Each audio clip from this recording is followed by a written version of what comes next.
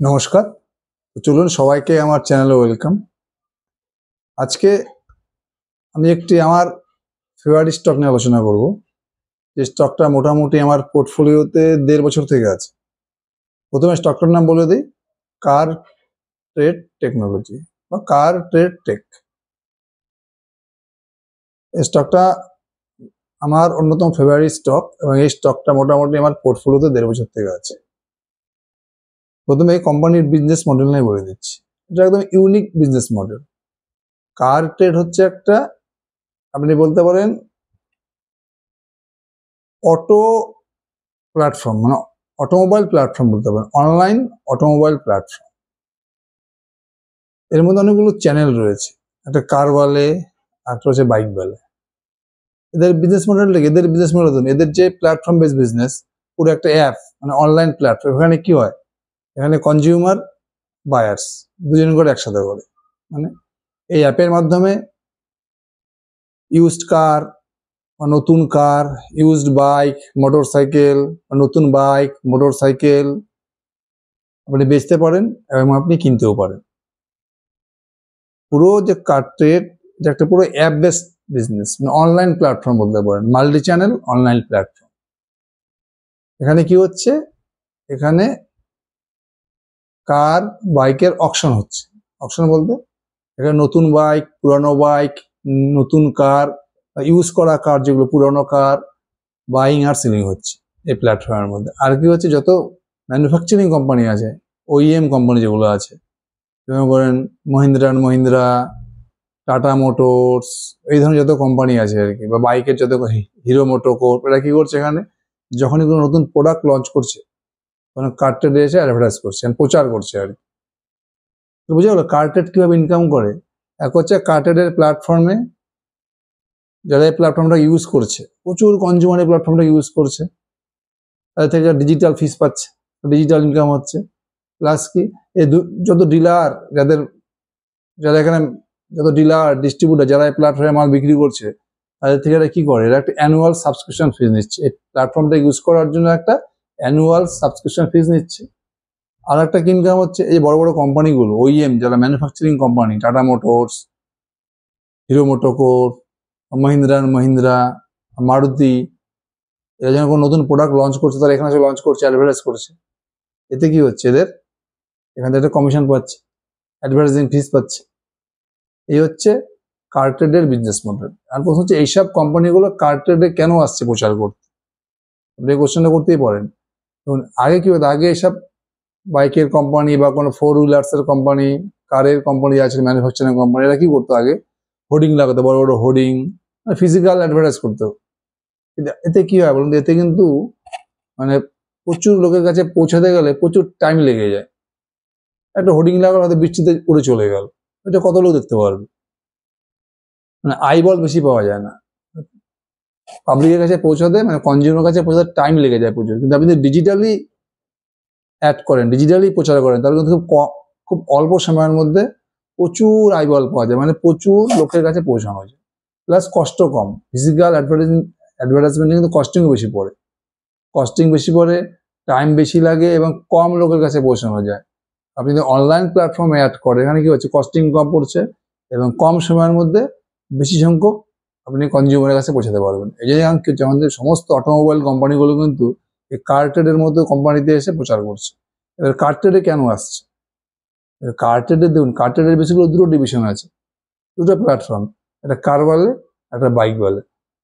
আপনি ভেবে দেখুন একবার, এই কার বলে, বাইক বলে, এই প্ল্যাটফর্মগুলোতে বছরে প্রায় মানে 14 থেকে 15 কোটি ইমপ্রেশন পড়ে, মানে 14 থেকে 15 কোটি ইউজার্স এসে প্ল্যাটফর্মটা ইউজ করছে। এখানে এসে দেখছে কি কি বাইক পাওয়া যাচ্ছে, পুরানো নতুন, কি কি কার পাওয়া যাচ্ছে। এক একটা অ্যাপে বছরে 14 থেকে 15 কোটি লোক অ্যাপটাকে ইউজ করছে। এদের এত আইবল বেড়ে গেছে, মানে পপুলারিটি এত বেড়ে গেছে এইসব অ্যাপের, কার বলে, বাইক বলে। এই জন্য কি হচ্ছে, এই যে ওইএম কোম্পানিগুলো, টাটা মোটরস মতো কোম্পানি যখন কোনো নতুন প্রোডাক্ট লঞ্চ করছে, তার এই কার ট্রেডের অ্যাপে সেগুলো প্রচার করছে। এদের সব থেকে বড় কথা হচ্ছে, এই যে প্ল্যাটফর্ম টাইপ অফ বিজনেস, এই বিজনেসটা কিন্তু পুরো অ্যাসেট লাইট মডেল। এই কোম্পানি কি করছে, মোটামুটি 2024 মার্চ পর্যন্ত দেখবেন সমস্ত খরচা করে নিয়েছে, পুরো ক্যাপেক্স করে ইনভেস্ট করে পুরো প্ল্যাটফর্ম, পুরো যে কার্টেড প্ল্যাটফর্মটাকে, অনলাইন প্ল্যাটফর্মটাকে পুরো বানিয়ে নিয়েছে, একদম তাগড়া বানিয়ে নিয়েছে। এখন কি হচ্ছে, এখন তো এদের পুরো পপুলার হচ্ছে অ্যাপটা, যত লোক আসছে এদের অ্যাপ ইউজ করতে, যত এখানে ট্রানজাকশন হচ্ছে, মানে যত কেনাবেচা চলছে, যত ট্রেডিং হচ্ছে কার বাইকের, তত এদের কমিশন বেড়ে যাচ্ছে, ফিস বেড়ে যাচ্ছে, ইনকাম বাড়ছে। কস্টটা ফিক্সড আছে, এটা কোনো ম্যানুফ্যাকচারিং কোম্পানি যে ফ্যাক্টরি লাগাতে হবে, জিনিস কিনতে হবে, প্রোডাক্ট কিনতে হবে, এদের কিন্তু ইনক্রিমেন্টাল কস্ট খুব কম, যার ফলে যত সেল হচ্ছে এই কোম্পানির, যত দিন যাচ্ছে আর কি, যত কিছু প্রফিট মার্জিনটা বেড়ে যাচ্ছে। যত লোকজন এদের অ্যাপ ইউজ করবে, এই অ্যাপে এসে জিনিস কিনবে, জিনিস বেচবে, তত কি হচ্ছে এদের প্রফিট মার্জিনটা বেড়ে যাচ্ছে। প্ল্যাটফর্ম বেসড কোম্পানি, এর তো ইনক্রিমেন্টাল কস্ট নেই। প্ল্যাটফর্ম বেসড কোম্পানির বিজনেসের সব থেকে বড় প্লাস পয়েন্ট এটাই, যখন কোম্পানিটা একটু বড় হয়ে যায় না, তখন এদের অপারেটিং লেভারেজ প্রচুর পায়। এমন কার্ডটা কি, যত লোক এসে ইউজ করছে, লোকজন যত বেশি কেনা বেচা হচ্ছে, যত বেশি অ্যাডভার্টাইজ হচ্ছে এদের অ্যাপে, তত এদের কি হচ্ছে, অপারেটিং লেভারেজ পাচ্ছে, মানে প্রফিট মার্জিনটা বেড়ে যাচ্ছে। এটাই হচ্ছে এই অনলাইন প্ল্যাটফর্ম বিজনেসের সব থেকে বড় প্লাস পয়েন্ট। তার মধ্যে কার্টেড কি করেছে দেখুন, মোটামুটি 2 বছরের মতো হয়ে গেল যবে থেকে কার্টেড OLX কে অ্যাকোয়ার করে নিয়েছে। OLX, আপনারা সবাই হয়তো OLX এর নাম জানেন। OLX যে ইন্ডিয়ার বিজনেসটাকে এরা কিনে নিয়েছে 500 কত কোটি টাকা দিয়ে। এটা নেওয়ার পরে কি হচ্ছে, OLX তো নিজে বিশাল বড় একটা প্ল্যাটফর্ম না, OLX টাকে অ্যাকোয়ার করার ফলে কার্টেডের কি হচ্ছে, ইউজার বেড়ে গেছে, কাস্টমার বেড়ে গেছে। সবাই জানেন OLX এর বিজনেস মডেল কি। OLX এমন একটা অ্যাপ আছে যেখানে আপনি মোটামুটি যা কিছু বেচতে পারেন, ইউজ করা জিনিস, সেকেন্ড হ্যান্ড জিনিস, মোবাইল থেকে শুরু করে, টিভি থেকে শুরু করে, এভরিথিং, ফ্রিজ থেকে শুরু করে, এসি থেকে শুরু করে, টায়ার 2 টায়ার 3 সিটিতে কিন্তু OLX দুর্দান্ত বিজনেস করছে। এদেরও কিন্তু মোটামুটি বছরে এদের অ্যাপে, OLX অ্যাপে মোটামুটি 12 থেকে 15 কোটি পাবলিক অ্যাপটা ইউজ করে। এদের কিন্তু বিশাল কাস্টমার বেস, আর এখানে আপনি যা খুঁজে বেচতে পারেন ইউজ করা মাল। এই OLX কে কি করেছে, কার্টেড কিনে নিয়েছে, ইন্ডিয়ার বিজনেসটা এবারে কিন্তু কিনে নিয়েছে। OLX এর সাথে কি হয়েছে, কার্টেডের বিজনেসের আরো কাস্টমার বেস বেড়ে গেছে এবং এদের আইবলও বেড়ে গেছে, প্রেজেন্সটা বড় হয়ে গেছে এখন কার্টেডের। তাহলে এখন কার্টেডে দেখুন 3টে প্ল্যাটফর্ম, কার বলে, বাইক বলে, আর হচ্ছে OLX। তার মানে কিন্তু এখন কার্টেডকে শুধু অটোমোবাইল প্ল্যাটফর্ম বলা যাবে না, এখন কিন্তু অটোমোবাইল প্লাস কনজিউমার প্ল্যাটফর্ম। কারণ এখানে fridge, AC, mobile, TV, laptop, anything OLX এ যে কোনো জিনিস বিক্রি করা যায়, ইউজ করা যে কোনো জিনিস OLX এর প্ল্যাটফর্মে কি আসে, ভাই কনজিউমাররা, বায়ার্সরা আসে, এখানে সেকেন্ড হ্যান্ড ইউজ করা ঘরের জিনিস কেনা বেচা হয়। OLX এর সাথে কি হলো, কার্টেডের বিজনেসটা কিন্তু আরো স্প্রেড করে গেল।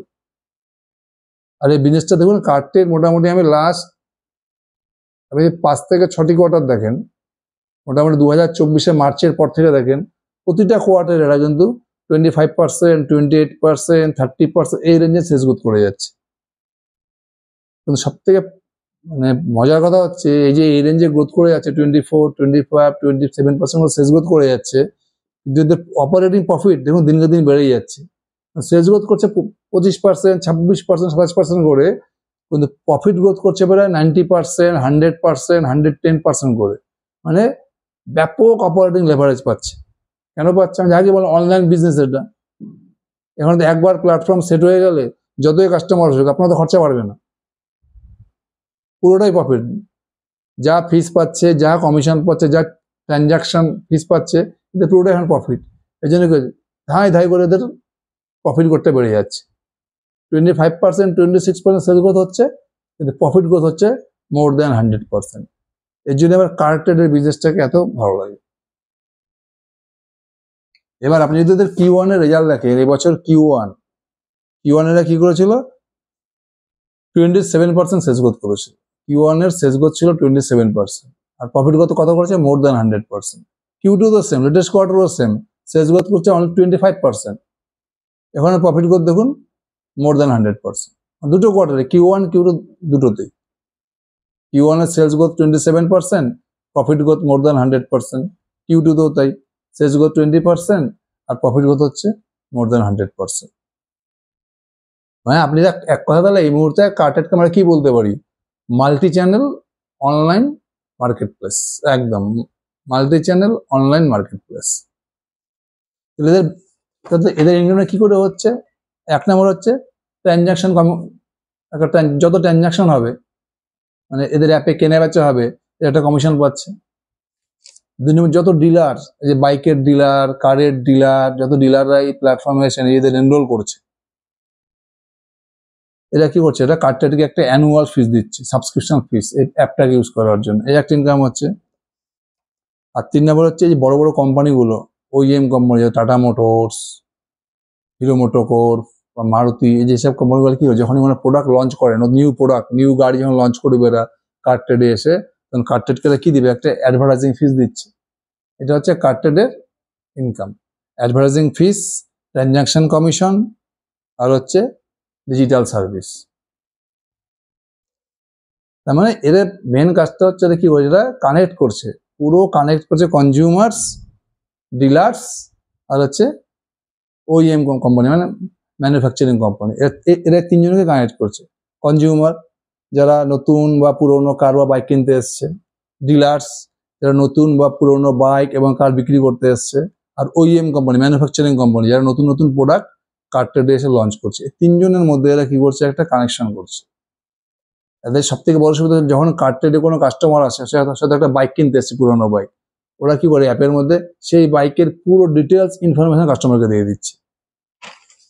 বাইকটার এখন স্পিড কত চলছে, কি কিরকম তেল খাচ্ছে, বাইকটা কতদিন ইউজ হয়েছে, বাইকটার প্রাইস কি আছে, বাইকটার মধ্যে ইন্স্যুরেন্স ফ্যাসিলিটি কিরকম আছে, সবকিছু পুরো ডিটেলস ইনফরমেশনটা কাস্টমারকে দিয়ে দেয়।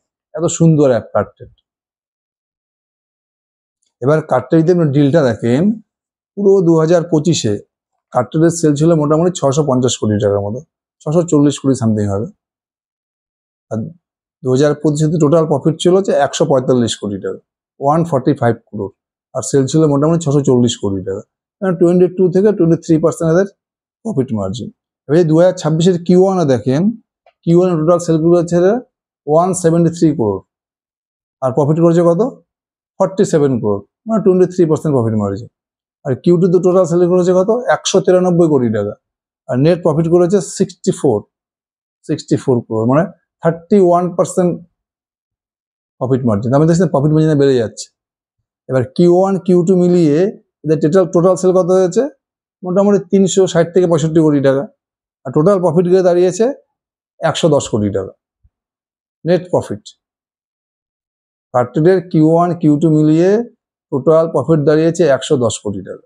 এদের কি হয়? এদের Q3 Q4 এর বিজনেসটা Q1 Q2 যা বিজনেস হয় তার থেকে Q3 Q4 এ প্রায় 1.5 গুণ বেশি হয়, 1.5x বিজনেস। তার কারণটা হচ্ছে Q3 Q4 এ থাকে সব ফেস্টিভ সিজন, সব ম্যারেজ, সব বিয়ের সিজন থাকে, ওই সময় গিয়ে কার বাইক বেশি লঞ্চ করে কোম্পানিরা, বিক্রিও বেশি হয়, তখন ওদের কি কমিশন ইনকামটা আরো বাড়ে। Q1 Q2 যা প্রফিট হয় তার থেকে বেড়ে 1.5x প্রফিট হয় Q3 Q4। তাহলে Q1 Q2 তে কত প্রফিট হলো? মোটামুটি 110 কোটি টাকা।